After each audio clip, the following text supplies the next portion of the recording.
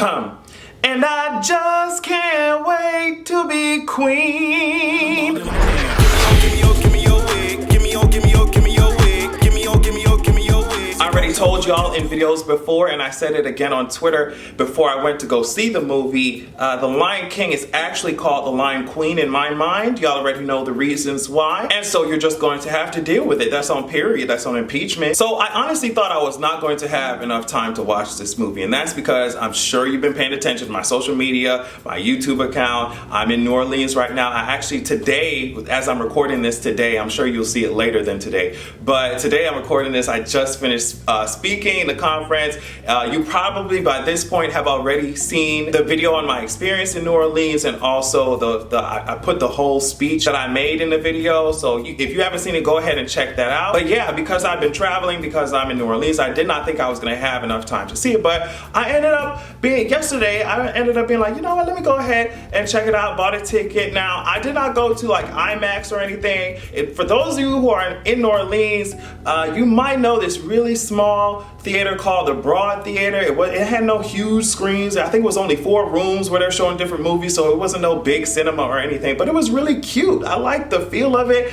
Now, full disclaimer, when I got to the Broad Theater, I saw an interesting thing. I said, oh my goodness. So I usually don't buy anything because the food is extremely expensive at movie theaters, but I saw that they were offering popcorn and stuff, but then they had this frozen tequila type of drink. I said, wait a minute.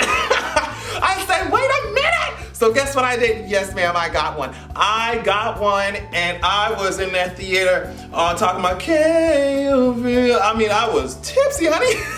I was tipsy. So just keep that in mind as you listen to this review of what I'm talking about. I was definitely off one while watching Nala scratch the hell out of those hyenas, and that's just, like I said, that's on period. And also, before I get into talking about the movie, I don't know why there were 2 whole ass babies brought to this small ass theater. There were 2 babies in there. I don't know why those parents thought that their child would be able to understand the things that Zazu were saying. For example, sis, your child does not even know how to go to the bathroom yet, much less burp. So I don't know why you thought that it was that we wanted to hear their asses screaming in there. Don't really get that sentiment. I'm over here, hearing some crying and shit. I thought Simba was the only child that was going to be crying on screen. You know what I mean? I was just so mad.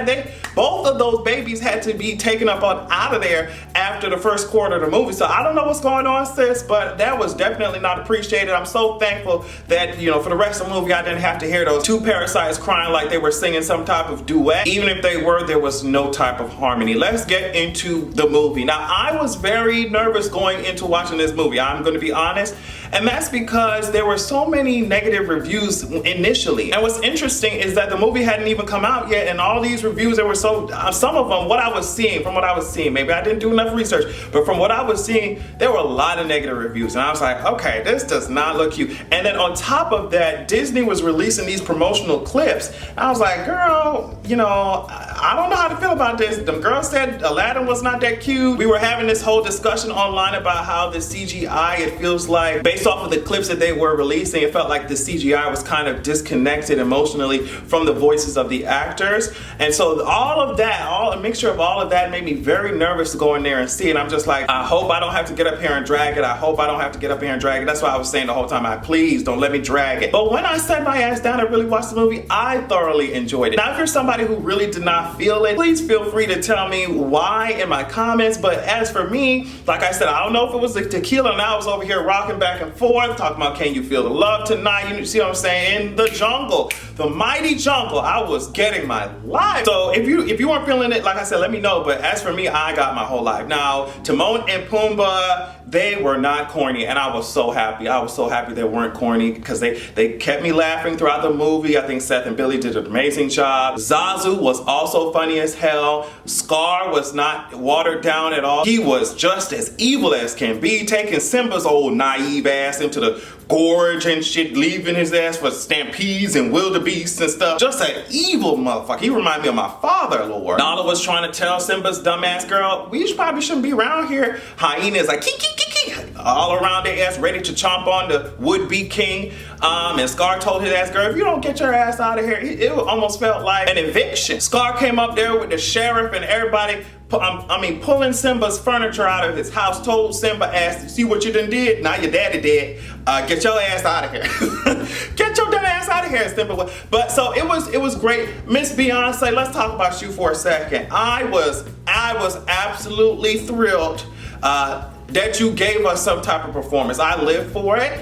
There were a lot of people trying to shade your ass, but you did what you had to do. I think one of the most amazing things about this movie was not only the fact that it ignited all of this nostalgia and stuff, but there are a couple of things. The first thing is I love how the songs were introduced. It didn't feel like, okay, we're in a scene now, and all of a sudden this song comes out of nowhere, and it's just like, yeah, we know the song, but it felt weirdly placed. It was, for me, it was none of that. The conversations, the dialogue completely flowed into the music, into the songs that they started singing. It didn't feel out of place. Very happy about that. Another thing about it that I really enjoyed was the scenery. It was just, I don't know, the wide shots of the terrain. I also liked how they made Nala a fighter in this. I like how she wasn't just standing by the sidelines licking somebody's paws and shit, you know what I mean? She was over here like, girl, we gotta fight. And she even chased Simba's dumb ass while he was over here eating bugs like the bum his ass is, no shade. I'm just like, damn, it took Simba this long to get his shit together. I just, ooh, girl, was it like that in a cartoon? I can't even remember, girl. Simba, girl, oh my God. How long does it take your ass? How many times was his dumb ass fooled? Even, and you can say that, oh, he was a kid and he was naive, he's just a child, but even Nala's ass was just, knew that something was wrong with the situation, and he just grew up to be the same dumb ass nigga he was when he was a child, and it's no shade. It's no shade, but it's just like, whoo, don't you get exhausted? Don't you get tired of being fooled all the time, Simba, with your dumb ass? And of course, his silly ass has to surround himself with other silly people so that he can feel comfortable. And Miss Baboon came down like, bitch, what the fuck are you doing? Remember who you are. You know what I mean? He had to take his ass to the river, down by the riverside. He's gonna lay down his IQ. He had to pick up his IQ. He had to pick up a couple IQ points so that he could see Mufasa in there. So Mufasa would tell him like, with your dumb ass, can you get your ass back to Pride Rock with your silly ass, with your dumb ass? Pride Rock over here burning up. People don't got no food to eat. People, you know what I mean? Get your ass back in get your ass back to Pride Rock so we can move forward. As of right now, I'm not sure who I'm voting for when it comes to these elections, but let me tell you something. If there was some type of campaign for Simba 2020, I would not have voted for his dumb ass. I would not have voted for his dumb ass. Now, I like the fact that they came out here, like I said, I like the fact that Nala was a strong ass warrior in this. Even Nala's mother was just not taking no shit from Scar's dumb ass, but I loved the battle scenes. Them hoes was scrapping, bitch, you hear me? Them hoes was bitch, them hoes was scrapping. I said, yes, man. It was really a treat for James Earl Jones to come back and do Mufasa. That voice, I don't understand it. It sounds like butter. I said, everything the light touches. I said, you hear what I said? I said, everything the light touches, everything the trade touches is probably not his. So like I said about the ratings, I'm looking at it right now. As of right now, Rotten Tomatoes has it at a 54% and Metacritic has it at a 55%. But when I'm scrolling through some of these like audience-based reviews, a lot of them are saying that they loved it. Now, some people are saying that it's, oh my goodness, it's soulless, it doesn't have any soul, and it's just a shot-by-shot remake. I'm just like, sis, I mean, what do y'all want? What do y'all want? They did tell you that it's going to be a remake. So I feel like it was kind of a damned if you do, damned if you don't type of situation when it comes to this whole thing in Disney. But I think that they did a really good job. I don't know what more people expected. The lions looked really good. As much as, like I said, I shaded them and their CGI when it comes to the voice actors and them emoting.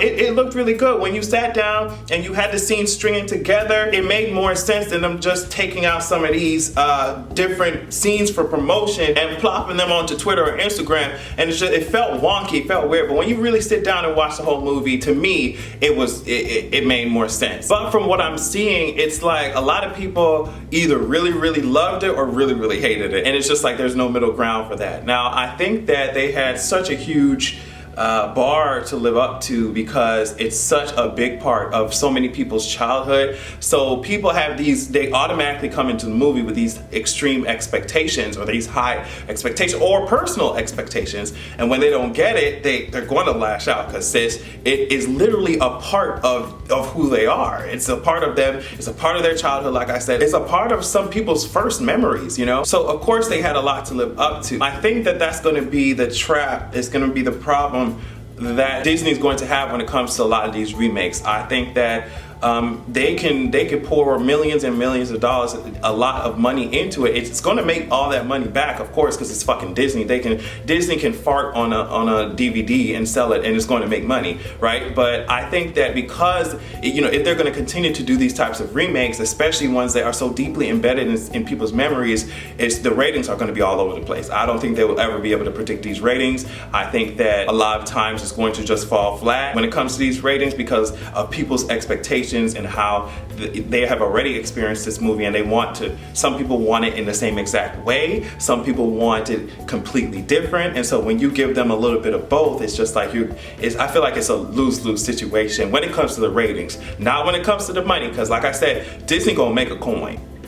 But yeah, the visuals were stunning. The voice acting was great for the most part. The story was cool. I love that scene when Nala came in like a damn bullet, chasing after Timon and Pumbaa, not realizing that Simba's over there. Simba is alive. Scar was an amazing villain. The hyenas were hilarious as hell. The pacing didn't seem too slow or too fast. The songs were cute. Like I said, and I'll continue to say it again, I cannot wait to hear Beyonce sing, and I'm gonna just claim it. I'm going to I'm just going to act like it's already being planned. I cannot wait to hear Beyonce sing solo Can You Feel the Love Tonight. I hope that happens. Somebody said on Twitter that they wanted to happen with Elton John on the piano. I don't care what it is. I envision Beyonce in a sickening ass gown, you know what I mean, all the way down to the ground with a sickening ass mic, and of course right here, when it comes to Beyonce, this part of her will always be sickening. That's what you call a vocalist. You hear what I'm saying? That's what you call a vocal acrobat, okay? You hear what I'm saying? That's what you call a musical talent, that musical gift. You hear what I'm saying? So I cannot wait, and I'm claiming it. I'm putting it out in the universe. I cannot wait to hear her sing that damn song. So yeah, let me know what you thought of The Lion King. Like I said, I was pleasantly surprised because I went in there knowing that there have been a lot of negative reviews, at least from these official critics and stuff, but I enjoyed it. I don't know what else people expected, honestly. I enjoyed it, but let me know what you think about it. Thank you so much for watching, and make sure that you have a good goddamn evening.